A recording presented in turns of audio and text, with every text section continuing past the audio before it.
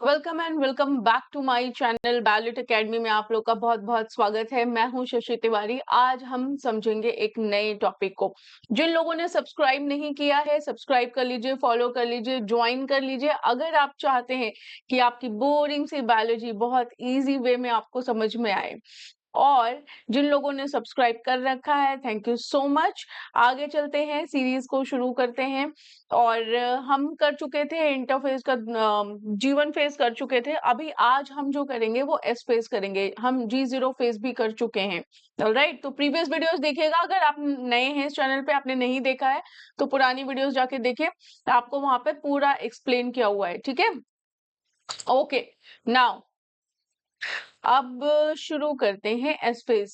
सो S phase की अगर हम बात करें तो एस फेज जो है वो सेकेंड स्टेज है, सेकेंड फेज है इंटरफेज का। हमने सुना था ना कि सेल साइकिल में फेजेस होते हैं। कौन कौन से फेज है? इंटरफेज है और एम फेज है, राइट? यही दो फेज है।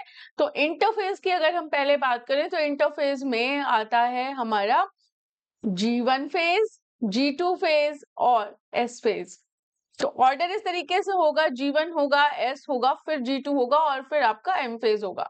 ठीक है, ये तीनों जो आते हैं ये आते हैं हमारे इंटरफेज में। ठीक है, अगर हम यहां से देखें तो ये वाला जो पोर्शन है सेल साइकिल का, ये होता है हमारा इंटरफेज। ठीक है, क्लियर है? G1 फेज हो चुका है, G0 फेज हो चुका है। अब हम बात करेंगे एस फेज की। तो एस फेज जो है वो सेकेंड स्टेज है इंटरफेज की सेल साइकिल में। ठीक है, एस का मतलब होता है सिंथेसिस। इसका मतलब ये हुआ कि यहाँ पे सिंथेसिस हो रहा है। अब बात ये आई कि सिंथेसिस किस चीज का हो रहा है, तो डीएनए का सिंथेसिस हो रहा है, राइट? डीएनए का सिंथेसिस हो रहा है, इट मीन्स कि डीएनए का रेप्लिकेशन हो रहा है। अब बहुत लोग कंफ्यूज होंगे कि रेप्लिकेशन क्या हुआ। रेप्लिकेशन इज डुप्लीकेशन, किसी चीज को डुप्लीकेट कर देना। मतलब एक पेज लेके आप गए और आपने कहा कि भाई इसकी फोटोकॉपी कर दो, दैट इज डुप्लीकेशन, है ना? तो आपने बिल्कुल सेम जैसे यहाँ इस पेज में लिखा हुआ है, सेम इस पेज में भी आप बिल्कुल वैसे ही फोटोकॉपी करवा के ले आए। So that is duplication. ठीक है, तो यहाँ पे एक डीएनए है और वो अपनी कॉपी बनाता है, यानी कि फोटोकॉपी करता है, और एक डीएनए रेप्लिकेट हो जाता है ऐसे। क्लियर है यहाँ पे? ठीक है, आगे देखते हैं। अब मेन फंक्शन क्या होता है एस फेज का? अब main purpose of S phase is to replicate the DNA of the cell. यही मैंने अभी आपको बताया कि भाई डीएनए का सिंथेसिस हो रहा है, डीएनए रेप्लिकेशन हो रहा है, डीएनए डुप्लीकेशन हो रहा है। यानी कि कुल मिला के आसान भाषा में अगर आप समझे, फोटोकॉपी हो रही है। ठीक है, फोटोकॉपी हो रही है। अब ये जो फोटोकॉपी होती है, इसका काम क्या है देखो। This ensures that when the cell divides during mitosis, both daughter cell receives identical genetic information.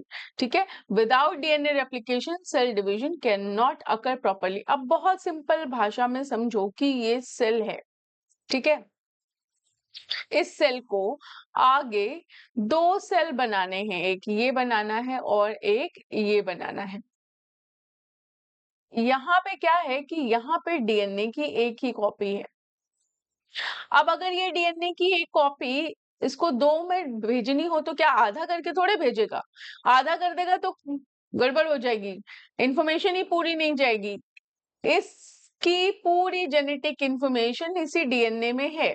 ठीक है, अब ये आधी नहीं जाएगी तो ये क्या करेगा, ये अपने ही जैसा एक फोटोकॉपी बना लेगा। ठीक है, अब जब ये फोटोकॉपी बन गया तो एक इधर आ जाएगा और एक इधर आ जाएगा।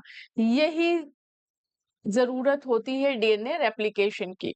ठीक है, ऐसा नहीं है, ये बायस नहीं होगा, ये कहेगा बेटा तू ले जा, तुमको नहीं मिलेगा। अगर इसको नहीं मिला तो ये किस काम का? ये किसी काम का नहीं है। इसलिए दोनों को बराबर देना पड़ता है। भाई जैसे आपके पेरेंट्स हैं, ठीक है, आपके सिबलिंग्स होंगे, तो ऐसा तो है नहीं कि वो आपके लिए चॉकलेट लाएंगे और आपके भाई या बहन के लिए नहीं लेके आएंगे, दोनों के लिए लेके आएंगे।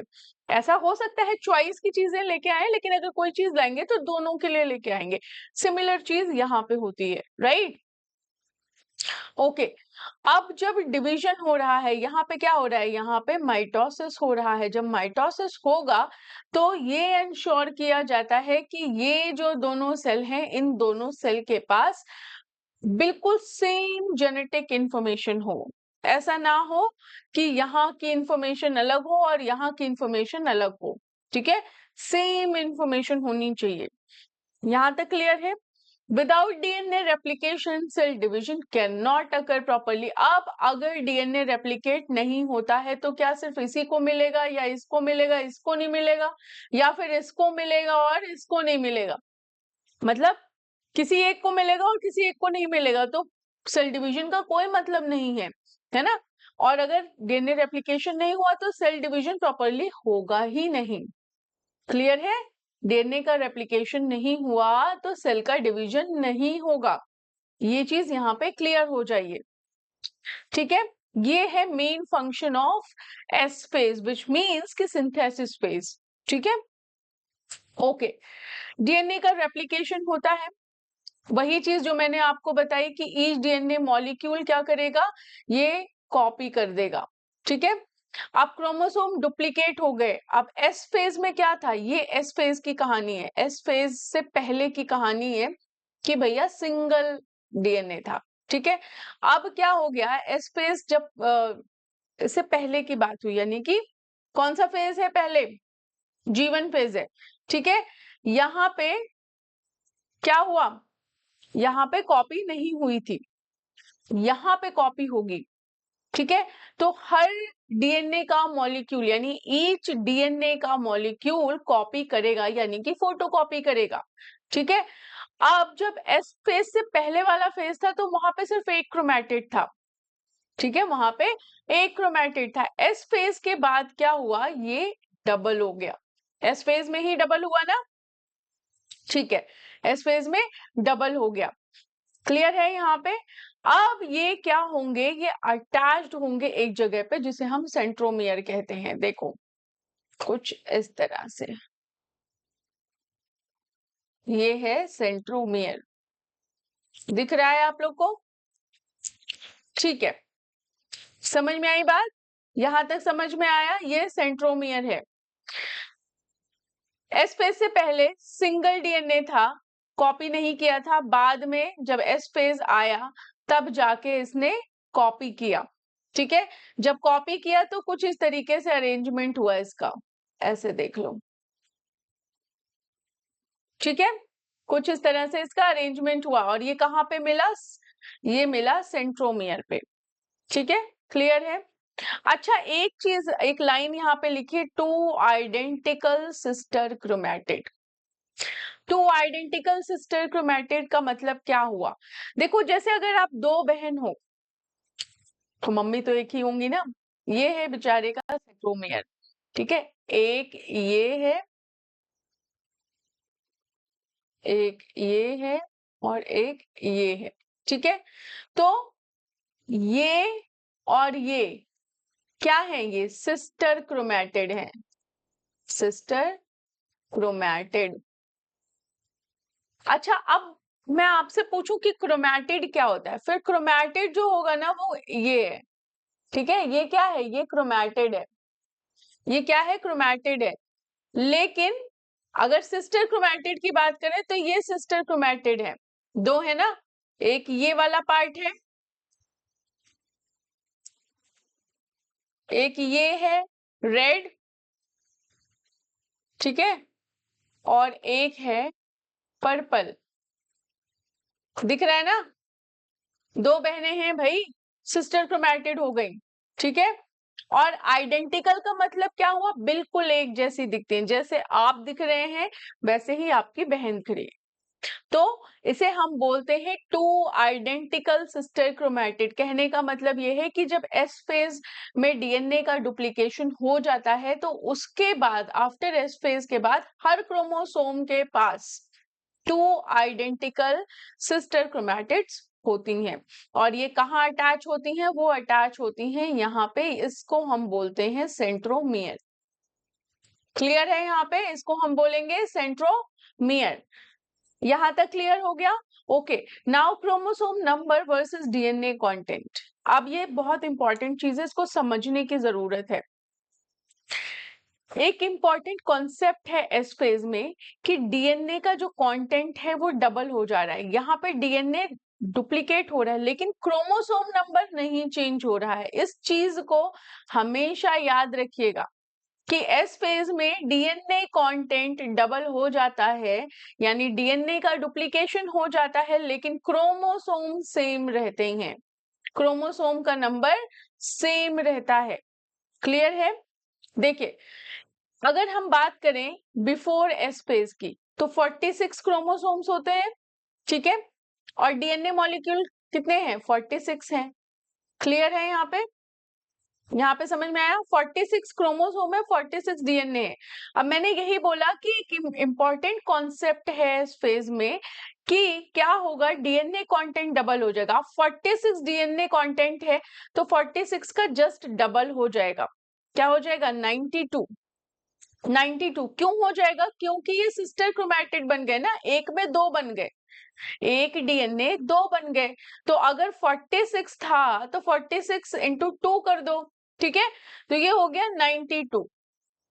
ठीक है, तो यहाँ पे डीएनए कंटेंट 92 है, लेकिन क्रोमोसोम देखो 46 क्रोमोसोम है, तो यहाँ पे भी एस फेज के बाद 46 क्रोमोसोम्स ही रहेंगे, वो चेंज नहीं होंगे। इसका मतलब ये हुआ कि डीएनए डुप्लीकेशन हो रहा है, यानी अगर एक पेज है आपके पास तो दो पेज बन गया, ठीक है, लेकिन उसमें जो लिखा हुआ है वो सेम है, वो सेम है, वो नहीं डुप्लीकेट हुआ, ठीक है, वो उसका कुछ नहीं हुआ, वो जो लिखा हुआ है वो लिखा हुआ है। तो वो जो लिखा हुआ है दैट इज क्रोमोसोम्स, और जो पेजेस बने वो क्या है? DNA molecules. समझ में आई बात? क्लियर है यहाँ पे? ठीक है, तो क्रोमोसोम का जो नंबर होता है वो चेंज नहीं होता, लेकिन डीएनए कंटेंट चेंज हो जाता है। ठीक है, अब फॉर्मेशन ऑफ सिस्टर क्रोमैटिड मैंने कैसे बताया कि ये देखिए और ये देखिए, ये क्या है? सिस्टर क्रोमैटिड्स हैं, एक माँ के दो बहनें, मतलब दो बच्चे। ठीक है, अब दो बच्चे क्या होंगे? बहनें ही तो हो गई। एक माँ के दो बहनें, मतलब एक माँ के सॉरी एक माँ के दो बहनों पे मैं क्यों आ गए, एक माँ के दो बच्चे, ठीक है, तो क्या हो गए? सिस्टर क्रोमैटिड्स हो गए। ऐसे ही तो होता है। आपकी अगर कोई, अगर आप लड़की हैं, आपकी कोई बहन है तो सिस्टर है ना, भाई है तो भी सिस्टर है। यहाँ पे सिस्टर क्रोमैटिड है। अब क्या होगा? इस डीएनए रेप्लिकेशन के दौरान देखो, हर क्रोमोसोम अपना आइडेंटिकल क्रोमैटिड बना लेता है। एक क्रोमैटिड तो ये था, ठीक है, एक इसने आइडेंटिकल बना लिया। अब ये कहाँ पे जाके मिले? सेंट्रोमियर पे मिल गए। ये कहाँ मिल गए? सेंट्रोमियर पे मिल गए। अब सिस्टर क्रोमैटिड की कहानी क्या है? सिस्टर क्रोमैटिड कैसी होगी? एक तो उसके पास जेनेटिकली आइडेंटिकल है भैया, फोटोकॉपी है, तो जो वहां लिखा है वो यहाँ लिखा है, ठीक है, ये सेंट्रोमियर पे जुड़ी रहेगी, और ये अलग तब होगी जब माइटोसिस होगा। ये अलग नहीं होंगी, ये कहेगी मैं सेपरेट नहीं होने वाली, मैं तब सेपरेट होंगी जब सेल डिवीजन होगा, जब मुझे डिवाइड करना होगा तब, जब सेल डिवाइड हो जाएगा तब सेपरेट होंगे, जब शादी हो जाएगी तब घर सेपरेट हो जाएगा, ऐसे समझो, ठीक है। तो यहाँ पे सेपरेशन जब होगा तब होगा जब माइटोसिस होगा। यहाँ तक क्लियर है? ओके। हिस्टोन प्रोटीन सिंथेसिस क्या होता है? DNA does not exist alone in the cell. DNA क्या होता है? अकेला सेल में एग्जिस्ट नहीं करता है। It is wrapped around histone protein. ये हिस्टोन प्रोटीन्स हैं, इन्हीं के चारों तरफ ये लपेटा हुआ होता है, ठीक है, जो ये लपेटा होता है इसको हम क्या बोलते हैं? क्रोमैटिन।